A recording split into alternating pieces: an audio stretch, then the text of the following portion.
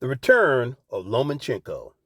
Hello, fight fans. This is Coach Nathan of NS Champ 7 Part Boxing Series at nschamp7.com, and that's the title of my analysis of last night's main event matchup between two-time Olympic gold medalist and former three-division world champion and former number one pound-for-pound leader, who's also tied for the record of winning a world title with the fewest number of prize fights. And that's Vasily Lomachenko, who is 17-2 with 11 knockouts, as he beat the surprisingly tough, skilled, and previously undefeated lightweight contender, Jermaine Ortiz, who is 16-1-1 with 8 knockouts.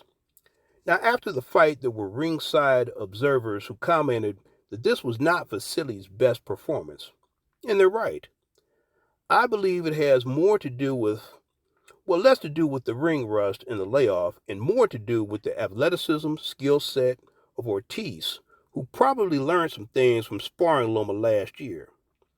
Ortiz looked like he could easily fight at junior welterweight, and I had him winning the first half of the fight, and punch stat results kind of backed me up on this, as they showed that he threw more punches overall and landed more power punches. And he showed good ring generalship throughout the fight.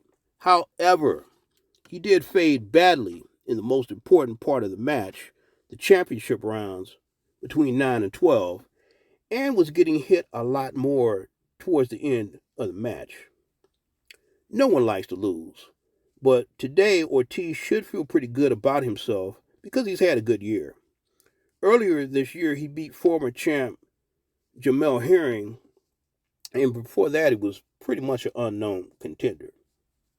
And at 26 years of age, he's young enough to rebound, hopefully by developing a stronger defense, learning how to slip, block, and duck punches, and putting a little more pop on his punch. As for Loma, next up should be, and looks like, a 2023 super fight showdown against undisputed champ Devin the Dream Haney, who entered the ring after the fight to formally announce the challenge. Now, the undercard was highlighted with 5 former Olympians who all won their fights. Duke Reagan, the silver medalist, who I believe is the second best prospect next to Keyshawn Davis coming out of the last Olympics, got past his toughest test to date by being a tough, rugged Luis LeBron in the featherweight division. Overall, good fight card and an excellent night of boxing.